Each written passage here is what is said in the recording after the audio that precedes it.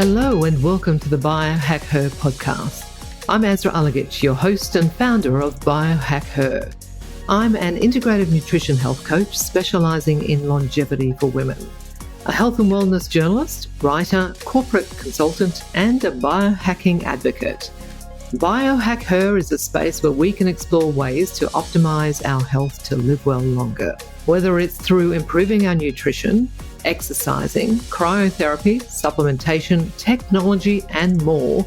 I'll be bringing you information and interviews with the best longevity experts to help you understand what you can do to optimize your health, prevent disease, and slow down or even reverse the symptoms of aging by taking control of your unique bio-individuality. Want to know more? Let's dive in. Hey everyone, welcome back to the Biohacker podcast. As some of you might know, I'm not only a podcast host, but also an integrative nutritional health coach. As part of my mission to help women live well longer, I'm excited to share that I have launched my first Biohacker product, my Good Gut Granola. I created this recipe after navigating my own gut health issues and struggled to find healthy breakfast options that didn't taste like cardboard. My cranberry and walnut granola is gluten-free and vegan, and each ingredient has been specifically chosen because of its science-backed ability to support longevity. And I haven't compromised on taste to achieve a healthy granola. But I apologize in advance because once you start eating, you will become addicted. It's that Moorish. It's now available for my Australian listeners, and you can purchase it online from www.biohack-her.com, where you can also download a free copy of my ebook, Biohacker Live Well Longer, a beginner's guide to biohacking for women to optimize your health. Hey everyone, Happy New Year. I hope you all got to spend time relaxing and connecting with your loved ones. I know I certainly needed to have some downtime at the end of 2024, and you probably noticed that I've been a little bit quiet at the end of last year. That's because I really needed to take some time out to focus on my own health, which is something we all really need to do. But I'm kicking off 2025 with a great chat that I had from the host of a new longevity docuseries called Reversed. Nick Engerer will be my guest on today's podcast chat. But first, I want to tell you about some exciting news. I will be co-hosting an amazing Live Well Longer biohacking retreat for women in Bali this September from the 5th to the 10th with my friend and fellow biohacker Camilla Thompson. It's being held at the award-winning Revivo Resort at Nusa Dua, Bali, and there are only 20 spots available. So a nice, exclusive and intimate retreat in which we can get to know each other and work with you on your biohacking. Get ready to escape, reset, and thrive. Who doesn't want to do that? Here's what's included. 5 days of biohacking bliss for you to relax, recharge, and focus on longevity. All your eco-luxury accommodation, so you'll be staying in a world-class wellness resort. All-inclusive meals, which are chef-prepared and health-optimized to nourish your body. You'll get longevity consultations. They've got a great new vitality center, and you'll be able to assess and upgrade your health with expert insights. You'll enjoy access to the beautiful spa facilities and 2 spa treatments of your choice, so those are included in the price, and 1 45-minute coaching session. So you'll get a personalized health strategy from either myself or Camilla. Daily wellness classes, think yoga, meditation, sound baths and gym workouts, cold plunges, all of the above. Daily biohacking workshops. So we'll be holding 30-minute sessions every day covering cutting-edge health techniques. Ready to transform your health so you can live well longer? Well, don't miss this opportunity to relax, rejuvenate, and rewire your body and mind. These spots are selling out fast, so get in quickly if you want to join us. I've provided this information in the show notes and links to where you can access more information and make your booking. Now to today's chat. Nick Engerer is a biohacker and longevity mindset strategist dedicated to creating a global shift in perspectives of what's possible for human longevity. He has a platform called A Longer Life that delivers the essential information you need to live your longest and healthiest life. Nick and I chat about what he sees are the keys to longevity, what his favourite biohacks are, what biohacking technology he's currently experimenting with, how he's helping people achieve longevity through a biohacker's mindset, and of course, we chat about that new docuseries Reversed. Let's jump in. Hey Nick, how you doing? Welcome to the pod. Thanks so much. It's been a crazy end to the year, and I'm really excited to be talking about biohacking because I love that and I get to enjoy myself. Thanks for having me on. Oh, it's great to have you on, and I'm hearing you. I think we are just chatting offline about what a crazy year it's been, and how we're limping towards the finish line towards both our mutual breaks. So definitely looking forward to that for sure. What are your thoughts just on that in terms of what people can do to help recharge themselves in the upcoming Christmas break? Well, this is so important. I mean, one of the pillars, the 5 pieces of lifestyle longevity that I always refer to as mental health. And it's too easily the one we stick on the proverbial back burner. And I think that if most of us were to really check in with ourselves at a contemplative, meditative level and see, like, how do I feel inside? What is the state of my nervous system right now?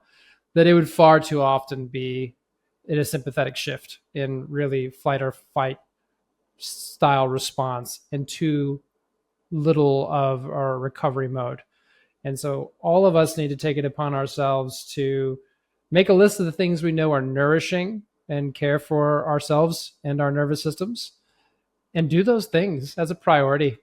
Yeah, really, really good advice. What are some of the things that you do for yourself to get yourself to that point? I have been experimenting with my Muse S headband and doing some guided meditation while I'm wearing my Pulsetto vagus nerve stimulator. I haven't tried that one yet. What's that like? Is it Yeah, good? well, I like it. It seems to help me shift into relaxation, and the combination of those two give me some data. And of course, I'm doing some testing on both those devices. So that's something I've been doing just before lunch to try to shift myself into more of a relaxed state before I go try to eat, because it's the tale as old as time that we often used to have a process of saying a prayer or some sort of ceremony over food before we ate it, because I think there was an inherent wisdom in there that knows we should relax a little bit before we start shoving food down our throat. And so, Yeah, well, it makes sense, right? It helps the digestive process. It's like you can't really digest that well if you're all uptight and feeling a bit that's stressed. right. So I've been experimenting with meditating before I eat. There's just one thing. I have a few other really cool things I'm playing around with if you'd like to go more into the nervous system work. It's a priority for me at the moment. Yeah, well, absolutely. I would love to do a deep dive into that shortly because it's something that I'm exploring at the moment. Because I'm notoriously high stress personality type, so I've been working really hard, and my HIV is quite low. So I'm looking at that as to why that is, and looking at how I can implement some biohacks to bring that up. Look, can you share with us your journey into the world of biohacking? What started you off in biohacking? I think just like anybody who is excited about the term biohacking off the bat, I'm just like you. I think data is really interesting. I like self optimization. I love the growth, the personal growth side of things. I like having some science to back up the decisions I'm making. And I also just think it's cool to hear what other people in the community are trying out and going along and giving that a crack. Right. So that all those things are fun pieces of the biohacking community that I enjoy. Now, of course, I Yeah. actually really enjoy opening up that conversation and opening up that definition of biohacking a bit further, because I think it's a broader circle than most initially suspect, because they hear the term and tend to think of some of the more radical biohacks that are out there, Mm-hmm. like implanting something in your body on your own or editing your genome with a DIY kit. But really, at its basics, at its most essential elements, biohacking is treating your biology, your body, as an experiment and measuring before and after data. That's the fundamentals of it, so that you can know what works for you. You just mentioned your HRV is low. You could run an experiment, say, hey, my HRV is low, so I'm going to try this intervention or try that intervention. and then measure my HRV again. And if I improve it, and I can repeat that a few times and see improvements each time I do it, I'm onto something. I can stick that in my biohacking stack for my nervous system because I know it works for me. That's what biohacking is at its very essence. And I get excited about that idea. Yeah, exactly. I agree with you. What are your thoughts on, you mentioned about different types of biohacking or different levels of biohacking. There's been a lot in the media around lots of these billionaires out there, that are doing some fairly extreme things. And how is that accessible to the everyday biohacker? Because I think here in Australia, biohacking is a relatively new concept still, and I think that when they look at some of these other biohackers that are doing fairly expensive hacks, $700,000 for gene hacks or whatever it might be, that they look at that and they think, oh, that's not something I can get into. What are your thoughts on that? All right. Well, look, we all like watching it, right? It's interesting. Yeah. It's interesting. It's fun and it makes for some really good entertainment. We want to watch this on Netflix. We want to see it on Instagram. We want to know what the latest crazy thing that someone has tried and wants to tell us about. Exchanging their blood, doing plasma transfusions, measuring their nighttime erections. You can start to read into who I might be talking about. It's sensational. It's interesting. Yeah. It's fun. And good on the people doing this because it's getting us talking about it. Thank you. I'm glad I don't have to report that data about myself on the internet to have these conversations. But you know what? At the end of that, there's also not going to pull any punches here. There's a bit of narcissism in that. There's a bit of look at me. There's a little bit of attention grabbing, get more followers, keep people intrigued. And any of us who are consuming that are a bit guilty of supporting it because we do kind of want to know. It's like some of these TV shows that my partner really likes to watch about relationships where they have to swap partners and then they get in these fights and who's cheating on who. And you kind of start watching, you're like, oh no, there's going to be a fight. That's not good for those people's relationship, but it draws us in. It's the same sort of thing happening with biohacking, with anything, where it's like watching a car crash in some ways. We get really intrigued and drawn in and excited about this extreme stuff. But when it comes down to actual implementation in our own life, it doesn't give us that much. It really, what it was some dopamine and a distraction. Real biohacking, people who really want to intervene in their longevity, in particular, in a meaningful way, need to come back to mindset, strategy, the basics. And that's what I do with my audience. I help people ground back into that, all the crazy that's out there that gets you excited and makes you want to do these biohacks and think about your longevity and improve your health and performance. You get all excited about it, you try to figure out what you're supposed to do and you get overwhelmed because there's just so many different things you could be doing. And the things that you heard about that got you excited about this in the first place, those are the extremes. Those are the things you might do if you had a large amount of resource and you've done everything else. It's also incremental gains. The biggest improvements you can make in your health and longevity over the long term are pretty boring, unsexy things, which is why we have to really shift our mindset about what it means to biohack our longevity. And so that's my answer. And look, I like doing cool stuff. Don't get me wrong. I love trying new things. I will go for it myself. But I'm not going to put that out on my social media until I can show that it helped me, and only if I think other people might benefit from it. Mm. Yeah, and you're right. As a former journalist, I know that if it's novel, if it's sensational, it's going to make a story. So certainly you're spot on in terms of some of these extreme biohackers that they do grab attention in that way. But I agree with you. It's about bringing it back to what's achievable for the individual.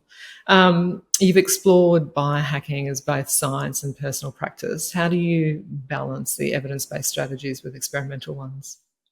This is such an important question to understand for anybody who's interested in the biohacking space, and particularly when it comes to biohacking longevity, which is really the way that I approach biohacking. I think of biohacking as a tool to improve my long-term health, my health span, lifespan. And that area of science is lagging behind the progression of technology pretty significantly.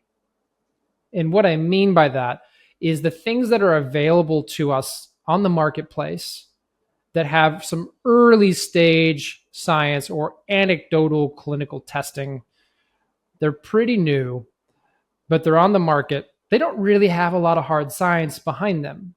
And so there's this growing gap of where the market and technology that we can purchase and interact with is at, and way back behind it where the randomized clinical trials, double-blinded placebo control science over 5 years can back it up. And that gap is something that each person has to decide their own comfort level with. And some are going to go all the way to the extreme, like we just talked about. And others are going to stay well back all the way in. If my doctor doesn't tell me about it in my annual visit, I'm not going to do it. Those are more or less your extremes. And so us in the biohacking community, particularly thinking about it through the lens of longevity, have to make a choice about how comfortable we are on that sliding scale. How far along it do we want to go in terms of, it's kind of unproven as far as hard science goes, but there's some technology and early evidence that this is helpful and a helpful intervention that might benefit me. And I think that really comes down to risk, and it comes down to cost. And so you have to know what you're willing to put your money into and what risks you're willing to take. And then if you're going to play around with something, this is huge. Try one new thing at a time. And just like we talked about before, make it a biohack. Test before and after. Measure if it helped you. Because if you're just throwing new things in your stack or in your lifestyle and you're not measuring the improvement of it, whether that's qualitatively, how you feel, or quantitatively with numbers, or preferably both, then you could be wasting your time. And you're not going to know what the most helpful thing was, right? So I'm wearing a little red light therapy device on my knee from a company called Kineon. Amazing little unit. There's decades of good data on red light therapy. There's endless numbers of products in red light therapy. But as far as I can tell, there's only one at-home device that you can use that'll shine light deep enough into your joints because it's collimated focused light. And so is there a lot of data around that specific part of red light therapy? Not too much. There's a bit. It's been used in sports science. And is there any direct science on this particular device that I can look to? Last I checked, no. But it still has helped me with so many injuries. And in fact, I got a little bit of a sore patella after my most recent triathlon, and I've been using this red light on it. And sure enough, it's healing up really quickly. So there's value in my life there. And if I can measure and observe that value is coming from this technology, I'm going to keep using it. And that's what we need to encourage our audience to do with this precise question that you've asked about balancing evidence-based strategies and experimental ones. Yeah, I completely agree with you. And I think you make an important point regarding qualitative versus quantitative. And because not everyone necessarily has the budget, to do detailed scientific medical testing. And so sometimes, it is just based going on what you feel. And after you've implemented something new, or you're trying new technology or a new supplement or whatever it might be. What are some of the surprising things that you've discovered about your own body through biohacking? Well, I think one of the more interesting ones I just discovered, and we've mentioned HRV at the opening, and I teased that there's some things I've been playing with that have helped me with my nervous system. And heart rate variability is a pretty good measurement of the state of our nervous system and our recovery. And there's a fair bit of science to back that up. And we each have our own individual range. And recently I was able to get back to training more regularly for triathlons from about mid-September and adding load steadily over time. I see my HRV going down because my recovery is being challenged, because that's part of what endurance sports training is about, is like carrying fatigue and having your body adapt over time. And I knew that I needed to find some ways to improve my HRV numbers, because that's representing my recovery and the state of my nervous system. My nervous system's under a bit of stress, which means I'm not going to be sleeping as well or recovering as well.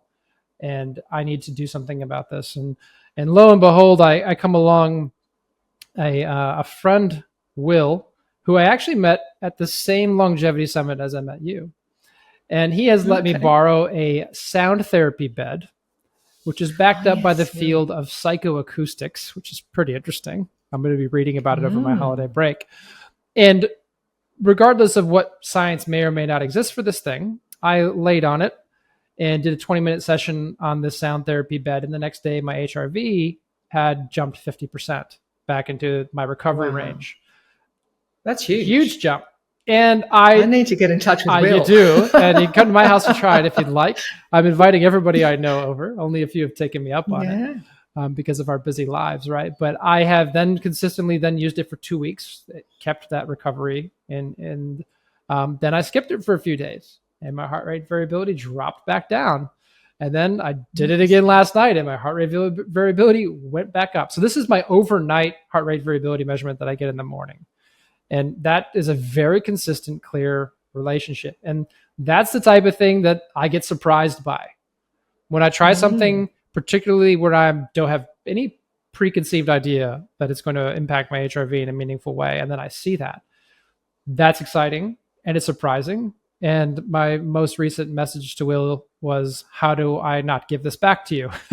Because now I want to keep this in my life, and my partner's getting jealous because I'm spending 20 minutes in the evening with my sound therapy bed instead of her, right? But it's helping me.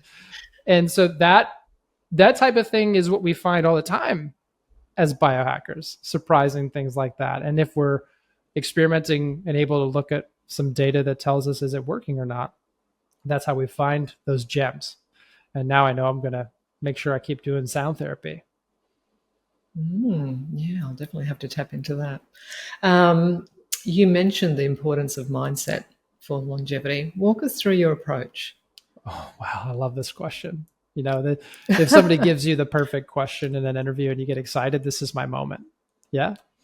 Okay. So I have spent a number of years very excited about what's happening with the longevity field. And in particular, the ability for us to intervene in our long-term health with technology. I've mentioned a few different cool technologies in this interview.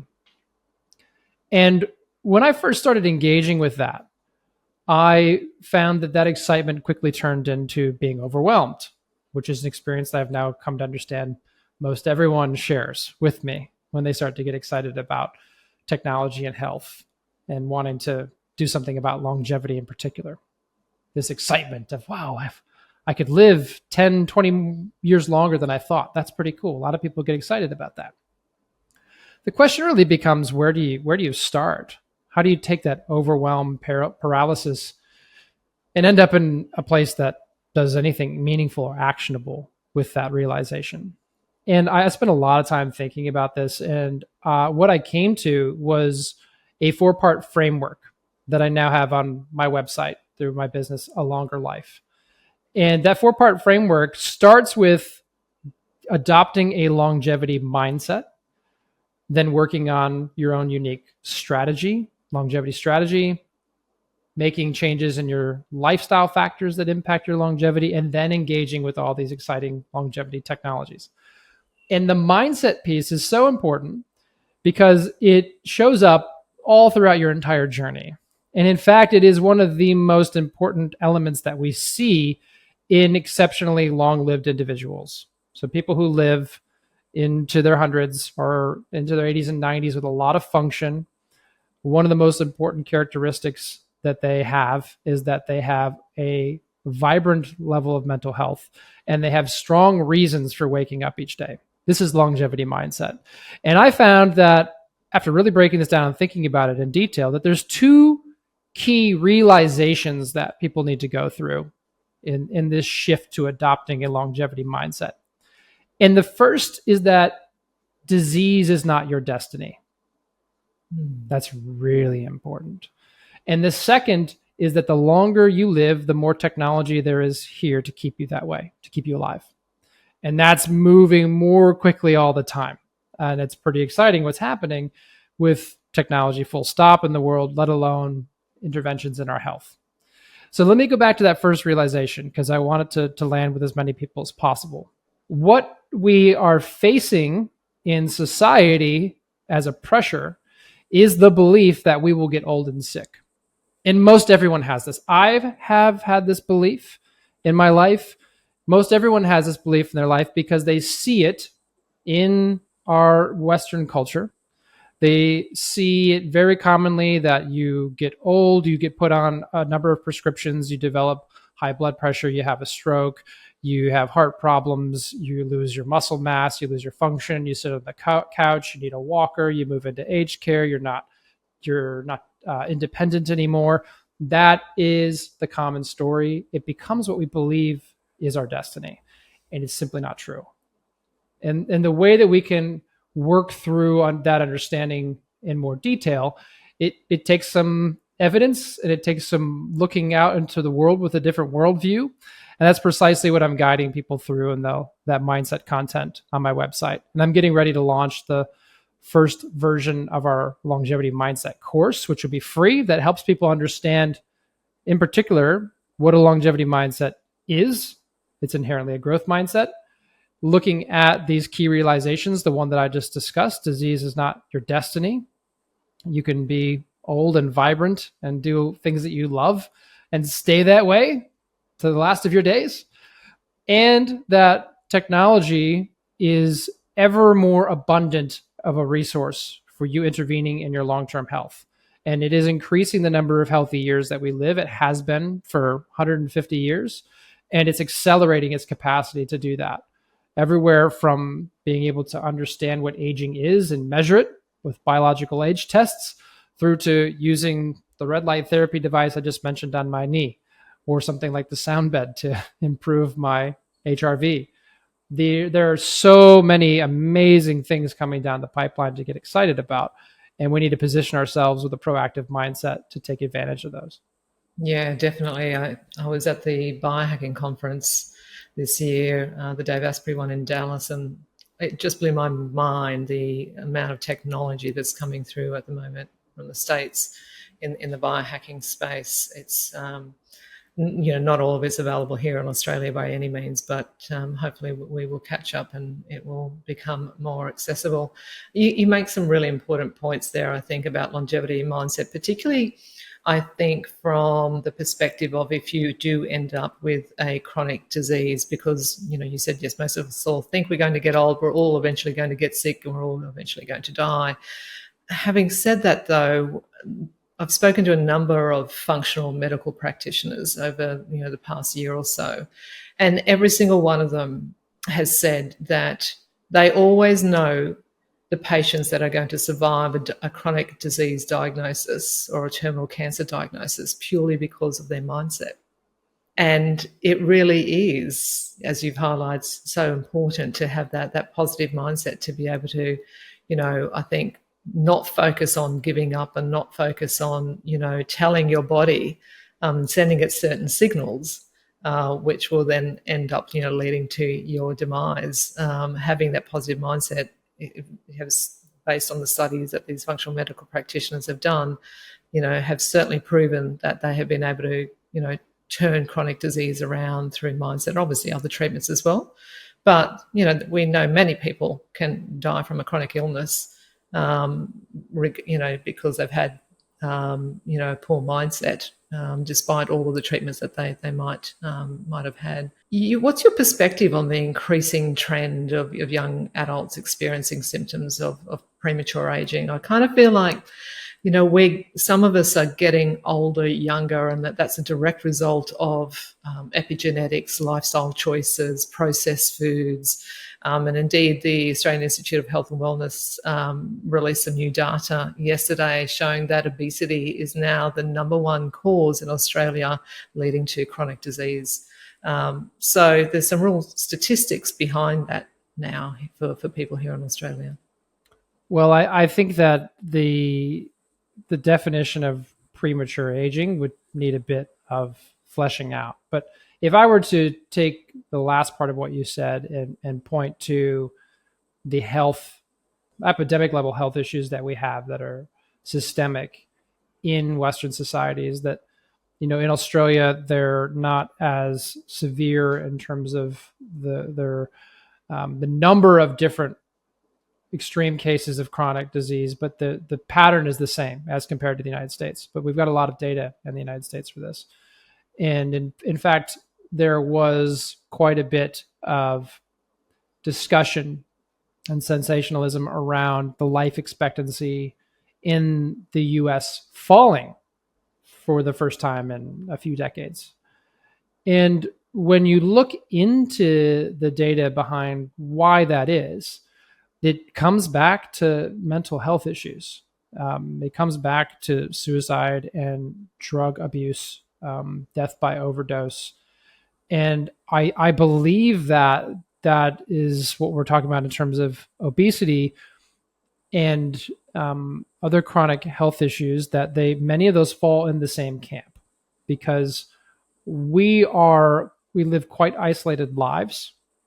We live those isolated lives under high levels of stress, which environmentally have been increasing. I mean, even things as simple as talking about inflation, our economic situation has been challenging for people because they think, oh, well, I can buy less with, I should have, things are costing more, so I can buy less with the same amount of money that I used to have. And wages aren't increasing at the same rate as inflation has been in either country. And it's been particularly difficult in Australia.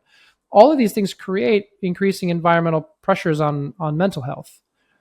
And we are not set up for success in that space in terms of community and even our own resources for understanding where we sit on the spectrum of health, mental health. And as I mentioned at the beginning, I don't think that we have a good bearing or understanding of just how poor a state our nervous systems are in most days of our life. And just even the way that we have to execute our daily functions, from driving through traffic to drop our kids off at a certain time for school, and then getting to our job and being there all day and coming back, picking them up, going home and cooking dinner, and then making sure they're in bed on time. And you have an hour to yourself, maybe, which you probably watch TV because you're too dead to do anything else, self-caring for yourself. That sort of pattern, sure, that won't be everybody's experience, but we're generally all under a similar level of pressures. And most people that I speak to in life are feeling those pressures quite significantly. And they're stressed out. They're having a hard time. They wouldn't say, hey, I'm doing great. I feel fantastic. And that background is not one that sets us up for success in any of our health endeavors. And I think that that's what sits behind that, and almost lurking in the shadows of all the other things that we could blame, because the statistics can be used to say it's sugar in food. They can be used to say it's seed oils and those are toxic. It can be used to say that it's the amount of time we spend looking at screens or on our phones. But the trend is very clear. The trend is a bad one, that we are increasingly sick at earlier ages and developing chronic diseases as a result of poor lifestyle. And it's a big question about what do we do about that? What are our resources for doing something about that? And I would say that if we can't solve that at an individual level, then we're not going to solve it at a societal level. So again, I think it comes back to being able to become responsible for your own nervous system and your own mental health, and think, am I happy? Do I feel good to be alive today? Do I feel energized? Or am I flat and exhausted and need a break? And honoring that, and not just push all the time. I think if we each took self-responsibility for that sort of thing, a lot of positive societal changes would happen. I think people would quit jobs that they hate. For one example, they would pursue careers that they love. They would then want to nourish themselves more instead of drowning, feeling like crap with food. I just think that that's where all of this stuff really originates from. It's like an emptiness inside that we're trying to fill.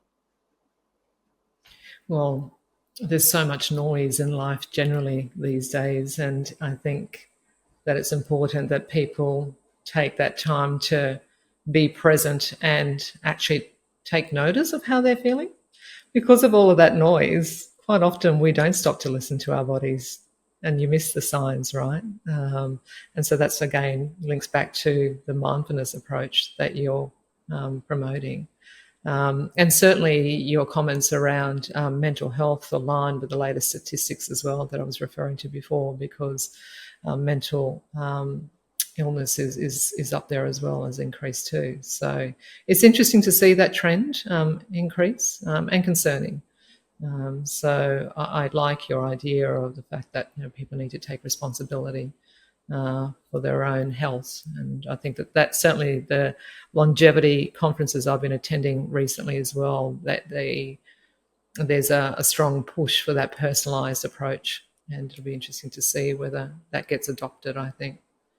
Are there any underrated or less known biohacks for longevity that you think more people should adopt, given some of the things that we've been discussing today and some of the opportunities for improving people's health and wellness? In my experience, some of the more novel supplements that have shown longevity benefits tend to be pretty exciting. I think the jury's still out on NAD boosting, nicotinamide mononucleotide, nicotinamide riboside, for those who know what they are, in terms of which one you should use and how much benefit you get from them. But the same sort of thing has come and gone with resveratrol, which hasn't panned out the way we thought it would.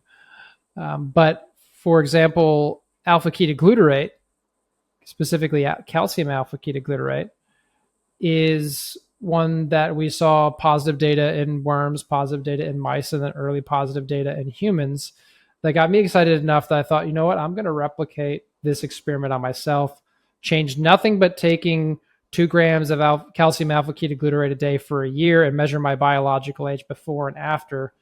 And I did that with 3 different ways to measure biological age.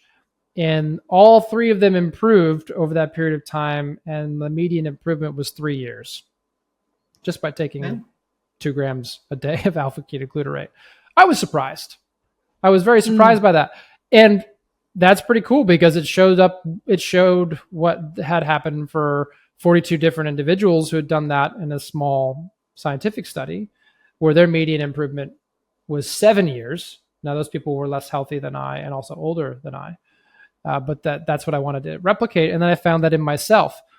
I think that the ability to do that type of self-experimenting, as I call it, and I demonstrate how to do this on my website, and I talk about it often in discussions like this because I get totally nerded out for it. But I think the ability to do this type of self-experimentation at home with high quality things, test kits like biological age or getting your own blood work done, I think it's just really empowering because at the end of the day, at the end of the discussion, you want to know what's working for you. And that's not necessarily going to be what worked for the majority of people in a study of 1,200 of them over 5 years. Like this real science, grounded science paradigm that we've had for approving medicines in the past isn't necessarily the right way to go for something that's a supplement because it's never going to have enough money put into it. Anybody can make alpha-ketoglutarate. It's never going to have enough money put into it to go through those types of rigorous clinical trials. So we're going to get some early stage evidence for it, and then ultimately you have to try it yourself and see if it can work. And it's not really been possible to do that before, not until the last 5 years. And now we're increasing our ability to do that. And I'm actually in the process of, I mentioned at the beginning, NAD boosting, as it often gets called. That's a bit of a misnomer. It's more about just improving your cellular energy metabolism, is how I would say it. With nicotinamide mononucleotide or nicotinamide riboside, these 2 NAD boosting supplements, you can now test your NAD levels yourself. So I'm going to test that before, go on one of these NAD boosters and test it after and see. Did it boost my NAD levels? How are you testing that? Who's that through? How are you testing? You said you can test it yourself. For our listeners, how can they do that? Oh, great. So there are 2 companies I'm aware of. One that I am a strategic advisor for, just to disclose that, is Do Not Age. There's another one in the United States based in Georgia called Ginfinity. Those are the 2 that I'm aware of. Both of them provide NAD testing.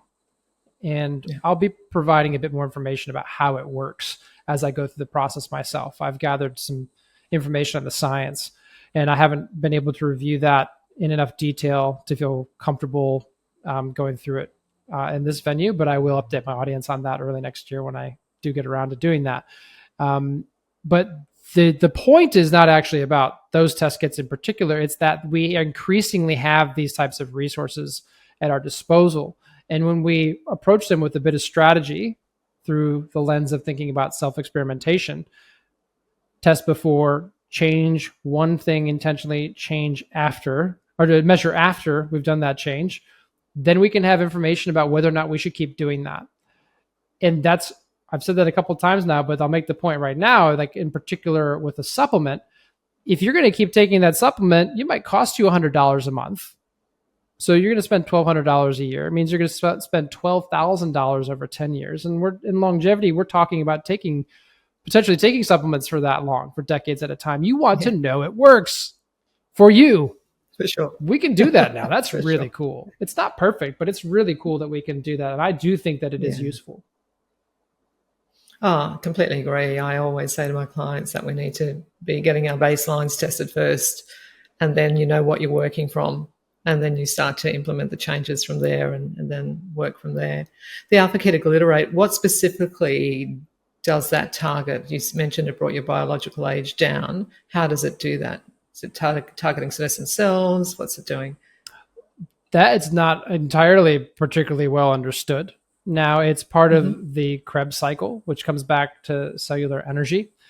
And it's thought, when I asked Yelena Budovskaya, who was a part of that research project and who created the biological age test kits they used in that research project, she had some guesses. And the primary mechanism that she believed, and this is about 2 years old, was that it was actually improving the cellular energy at the point where it's regulating your epigenome. So your epigenome looks younger. And just to quickly explain that, that means that your epigenome, which is what's controlling how your genome, your DNA, is being expressed. And it's a different epigenetic signal in every cell. That's how we can use the same DNA to create a skin cell or a retinal cell or a cell in your liver or a cell in your bloods or cartilage. That epigenome is, it loses its signal over time. It loses its integrity over time as you age. And that's one of the key drivers of aging, we believe, at this time. And alpha-ketoglutarate actually enables that signal to stay better organized over time.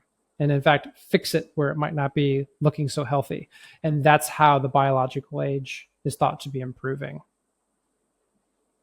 Cool. Really interesting. How do you see advancements in technology like wearables, biomarkers? I mean, you shared some technology earlier with us with the red light, changing how we approach aging. I think that its most important benefit is it's creating awareness of how our lifestyle is impacting our bodily health. That its most basic element. I think that's the best benefit it provides. So the most popular wearables would be watches, a Whoop band, an Oura ring. These provide you with a significant, there we go, she's wearing them. Remind me to tell you a good story about my Oura ring before we close out. Okay, yeah, because I'm keen, because I haven't tried the Oura. Yeah, Oura I've got ring a good yet. story. I've been on the Whoop. Yep, I'm teasing everyone now, so you have to remember. These are telling people, these are giving people biological signals on their phone that they can look at and interact with and form basic understandings of how their decisions are impacting their health. So that's the most basic element. So an Oura ring or Whoop band or any sleep tracker can help you understand that, when I go out and kick a few back with my mates and feel a bit dusty in the morning. Now that means hungover for anybody who doesn't live in Australia. That I haven't slept as well. I look at my data. Where did my deep sleep go? Like my heart rate was up 10% and I feel awful. That's because I made certain decisions and consumed alcohol, and then I didn't sleep as well and I don't feel as well. And I have the data to show me that. It also is increasingly empowering women to track their cycle. The Oura rings are amazing because they've got the body temperature in them. You can know, is it my fertile days or am I coming up to when my period's going to arrive? We can track a lot of those signals with wearables. So then a woman is increasingly empowered to understand where she might be at with her energy levels, her ability to recover from exercise, her mood on a given day. That's really cool. we haven't historically been able to do that. And also something uh, like VO2 max estimates, resting heart rate data. They can help us with our athletic performance, but they can also help everyday people even diagnose health issues. I mean, the Apple Watch doing an EKG, that's pretty cool that you can detect Mm. a heart arrhythmia with a watch, or the early signs of a heart attack with your Apple Watch. So increasingly, they're going to be enabling us to possibly even save lives.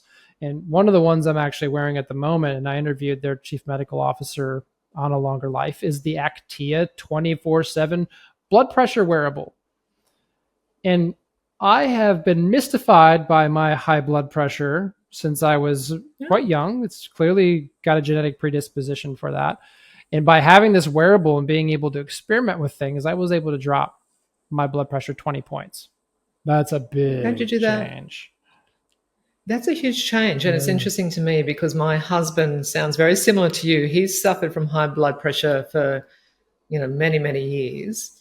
And I'm working with him at the moment with, to implement dietary changes and so on. But it's, the doctors have got him on statins at the moment. And I don't like the fact that he's on those. So, it'd be great to see what's worked for you. You need to share that information. Well, the thing about blood pressure is it's got a lot of knobs that can be turned. Yeah. And what works for one person isn't going to work for somebody else. My For dad sure. has blood pressure medication he's been on. I said to him, "Hey, Dad, I'm trying to figure out what I should do. Some of your blood pressure medication is going to go missing, and it's not your fault." Wink, wink. And I tried that, and it worked. What worked for him didn't work for me. Mm. And what ended up working for me was actually a supplement called Chanca Piedra, which means stonebreaker. It's actually for clearing out your kidneys. And your kidneys have a lot to do with your blood pressure. And I took about a gram of that a day for 2 months. And I noticed about a week into taking it, I was like, oh, I feel a little lightheaded when I stand up. It had already started dropping my blood pressure. And then I was able to go off of it for about a week and a half, and that blood pressure stayed where it was, stayed at the lower measurement. So it seems to have been an impactful change. And I'll share a bit more about that on my website as we go into the new year. But the point being, 24/7 blood pressure wearable device, you can't actually even get this in the United States yet. It's pretty new tech. Yeah. It's just getting started on the impact it can have on helping people diagnose and shift chronic health issues. Having a high blood pressure, which was one of the things that was mystifying me. I was like, how do I fix this? Because I'm a biohacker. I've tried lots of different things.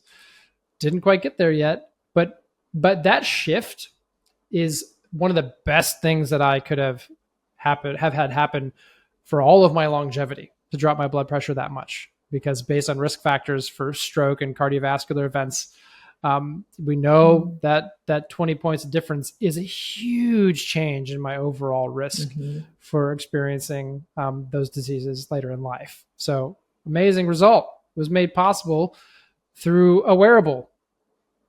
So good. Isn't it? It's just amazing. I love that. I love that we have technology coming through that can provide that sort of insight and capture,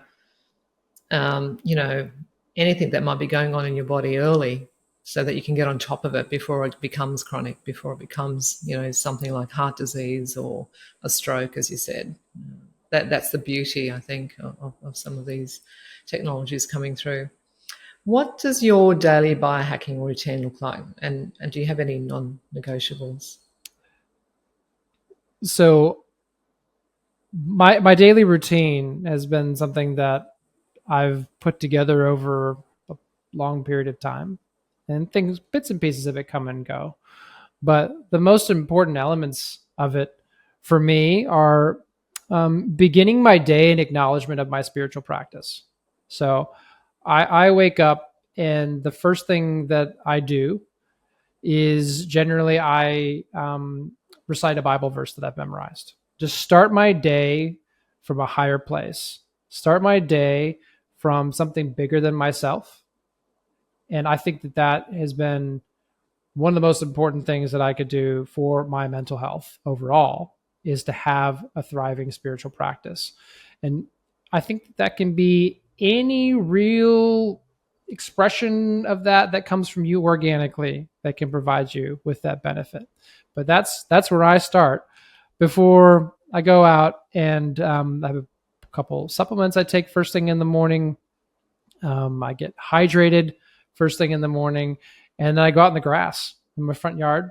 I've got for where I live, a fairly busy road, and I'm sure I'm known by the people passing by my house by various different names expressing my eccentricity. But I'm out there on the grass, stretching, moving my body, getting the sun in my eyes, opening up my breathing, grounding myself, like just getting myself down to my legs, really feeling the grass, feeling present. And I spend some time doing that, doing some breathing exercises and getting some light in my eyes. And if it's cloudy, I'll actually wear a pair of light therapy glasses from Retimer. I'll talk about them on a longer life as well. Interviewed their original scientist who came up with this idea. And the point there is that this is how we set our circadian rhythm up for success. This is how we get our hormone cascade kicked off for the day in the right way, is to tell our body the sun's coming up and it's daytime. And so if it's cloudy, I like to put some blue-green light in my eyes, because particularly where I live, which isn't too far from you, sometimes it can be cloudy for 7 to 10 days in a row and raining. Then we can miss out on that sun. So I'm doing that. Next thing I do is I get on my trampoline and jump on my trampoline. And that wakes me up. I love that. Come inside, do a bit of mobility work and some basic strength stuff, just to, 20, 30 push-ups. Do some pull-ups, do some rows on my rings, do a bit of stretching. And that generally taking me like 20, 30 minutes, all up. And that's the start of my day. And as far as non-negotiables go, I do all of that more or less wherever I am. Do the same thing. If I'm traveling, I'm doing that. If I'm off on holiday with my partner, I'm still waking up and doing as much of that as I can, just to anchor myself and start my day off in a grounded way. Sounds like a great way to kick off the day, very similar to mine. What advice would you give to someone just starting their biohacking journey, especially if they're feeling overwhelmed by all the information that's out there? Because there is a lot out there and it's sometimes difficult to know where to start. Yeah, well, I think most of the changes that we can make with the biggest impact are free. And so don't forget that. Don't just go throwing money at things. Come back to the basics. I would love to know that people heard us talk about this and went to my website, because that's what I've tried to build, is a framework for people who are just starting off, particularly interested in longevity. And we want to begin with mindset. That's what that free mindset course is going to be about. It's just like, hey, can we get ourselves in the right framework, right part of the framework here, right at the start, and get these key realizations through. I don't have to get old and sick, and I have abundant resources to keep me healthy. Those two things. Can we start there? Where I take people after that is going into building what I call a longevity strategy. And what I just mentioned around blood pressure, and my father having high blood pressure, in fact, his mother having high blood pressure, that is a familial health risk. It's in our health history, our family health history. That's where I encourage people to start, because our genetics actually do us a great favor in telling us what we are most at risk for in terms of the diseases of aging. And that is where we should start the various biohacks or interventions that we want to get going with all that enthusiasm and excitement. We want to start by targeting the things that we are most likely to become sick through. So we can do a free family health history where we look at our related aunts and uncles, grandparents, our mom, dad, brothers, sisters, and we can look at the diseases that they developed as they grow older, and those can inform us of the most likely diseases that we are going to develop as we age. We can then fill that in with a high quality genetic test. You have to really filter these out because there's so much genetic testing garbage out there. But I've done a bit of that work for you. I know I've picked out at least one that I know is really good. And you can then fill in your long-term health risks based on genetic data with a genetic test. And what that does is it gives you the place to start. So when I look at that example, one of the things that came up for me in my family health risk and also in my genetic risk was retinal health. Macular degeneration is in fact one of the age-related diseases that I'm most likely to develop. And so what do I do about that? Well, make sure I get my eyes checked regularly. That's one thing. But more proactively than that, I can take targeted supplements that are known to improve the health of the retina over time. Zeaxanthin, different carotenoids. There are actually a number of different supplements that are formulated to take care of your macula, to keep you from developing macular degeneration, or at least significantly reduce your risk. And I can just take that daily supplement and know that that is a valuable place for me to start. Another great example is that most men will die with prostate cancer, not necessarily from it, based on current statistics. And you can take 25 to 50 milligrams of lycopene a day for pretty low cost that significantly reduce your risk. And you know that as a male, you're likely to develop prostate cancer. And in fact, if it's in your family risk, that also highlights that that risk is important for you to pay attention to. And you can take action. That's where you start. That's where you should start adding things to your supplement stack. Not with the fancy alpha-ketoglutarate I mentioned before, or any of the NAD boosters, or something else that we saw when we scrolled on Instagram. It should be all the way back at, okay, what are my unique risks and how do I do something about them? Foundational, grounded decision making that sets us up for the time scale in which longevity happens, which is the next decades of our life. Not reactive things that we just pick up and do and try and, oh, I don't know if it's working, but really grounded, firm, confident in more than just intuition, but really based on some data decisions that we can make for ourselves based on that family history and that genetic information that set us up for having a strategy.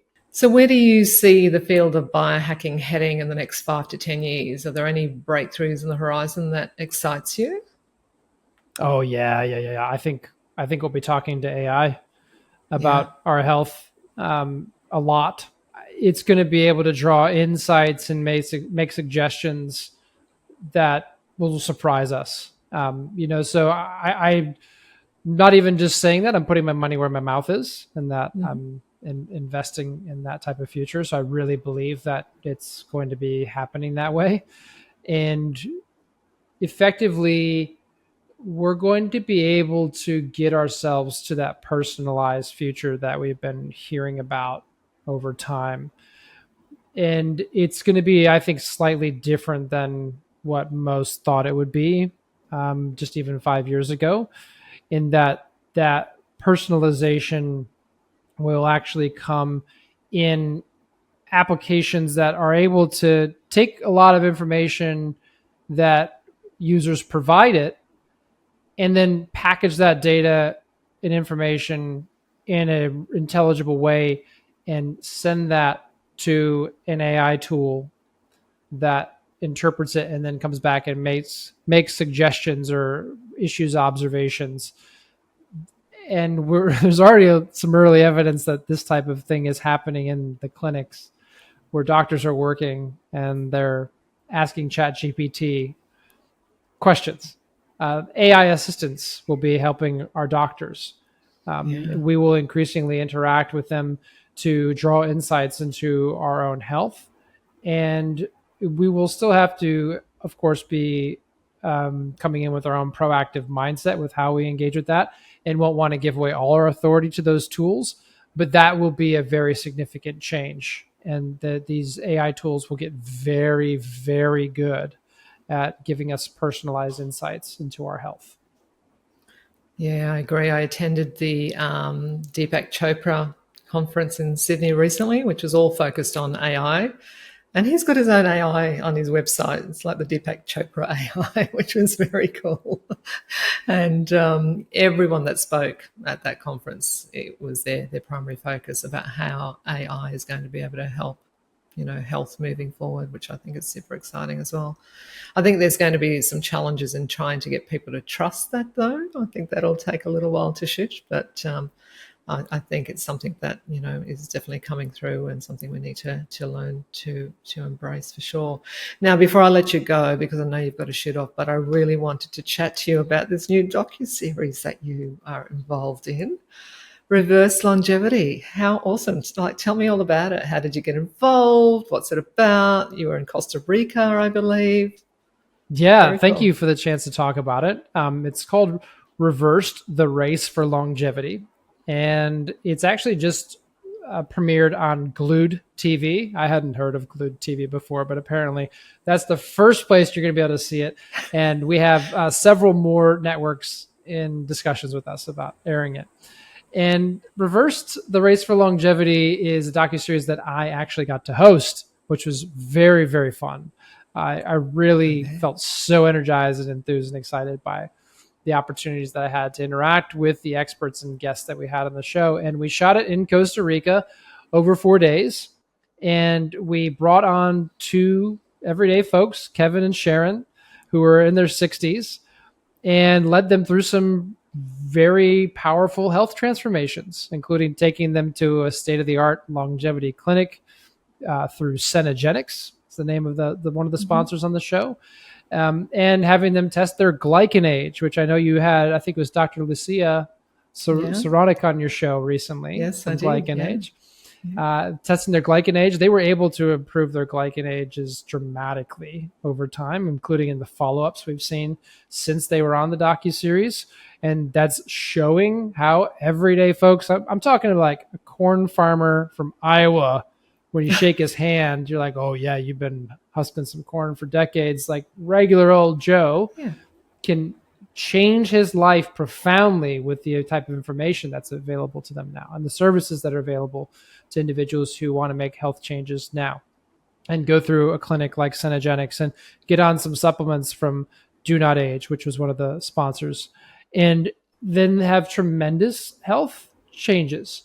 And not only that, we had experts, doctors, medical researchers, and some guests from our sponsors sitting around in really great conversations about biohacking, about longevity, genetics, diet, how we make these improvements in our own life, with the overall umbrella of a longevity mindset being the most important thing that you can adopt, because it helps you navigate all this complexity and all of this excitement, and do it in a way where you can also sustain the changes that you make. And so that it was a tremendous experience. And in fact, I teased the audience earlier and said I had a story about my Aura ring Indeed. from my, it was actually from my trip to Costa Rica, where I lost my Aura ring on the beach in Costa Rica. Thought it was long, long, long gone. 9 months of my Aura ring being on the beach in Costa Rica go by, and a lovely woman there for her brother's wedding finds it, looks up what this thing is, figures out it's called an Aura ring, gets the serial number off of it, finds me through Aura, and ships it back to me, and it still Oh, works. wow. That's Amazing. amazing. Amazing.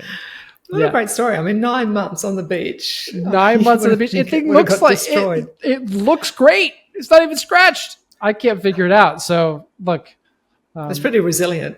yeah, I got my Aura ring back, and I had 9 months on the beach in Costa Rica. So there must be something in the water or in the sand down there that keeps you young for longer, because it's also a blue zone. It's one of the places where people live Yes. the longest, for the healthiest for longest, I should say. And one of the reasons that we shot it down there, because it's also a beautiful place, with amazing people living what they call the pure life, the pura vida.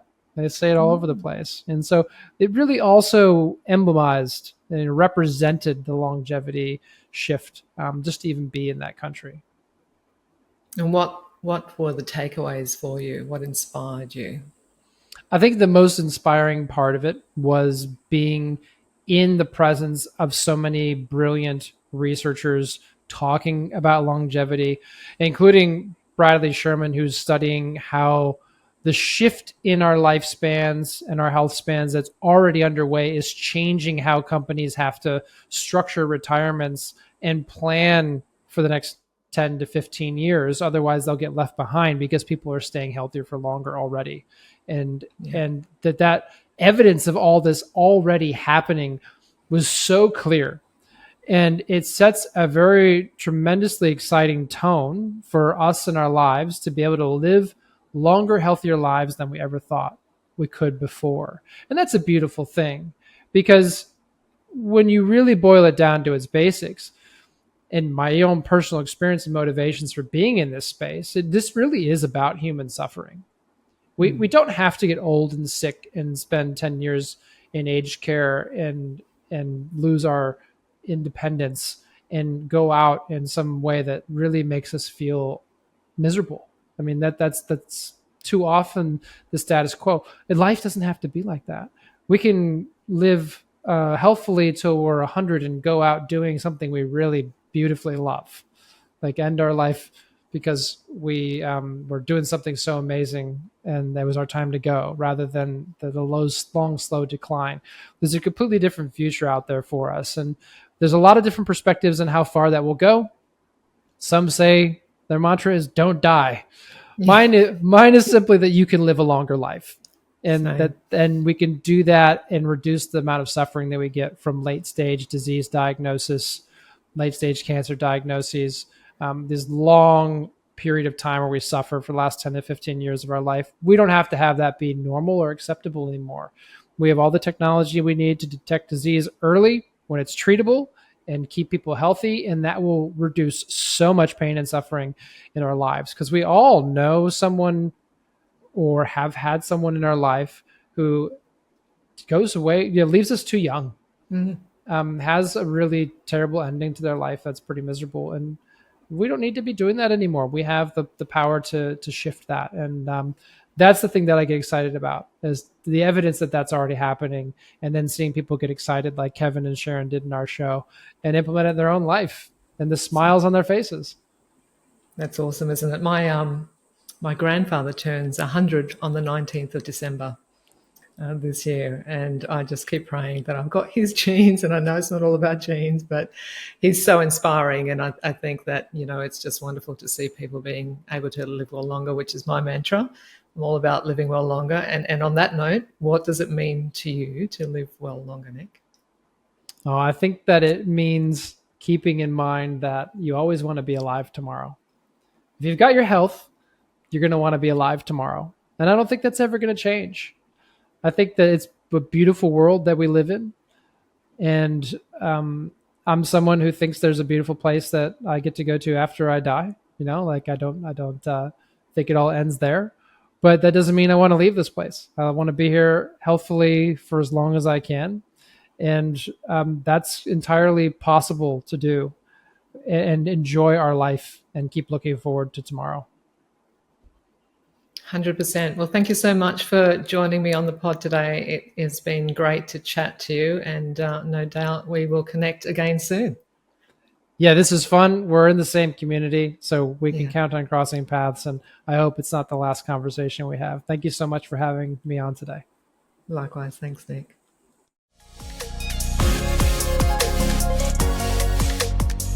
Well, that's a wrap for today's podcast. Thank you for tuning in. And if you'd like to learn more about biohacking, go ahead and sign up on my website at www.biohack-her.com to get a free copy of my 5 top biohacks to get you kick-started. While you're there, you can also check out my blog page for more tips on biohacking. If you'd like to subscribe to this podcast, you can do so on Apple, Spotify, and Google Play. Let us know if there's anyone you'd like us to talk to in particular, and we'll endeavour to get them on the podcast. Until next time, remember to live well longer.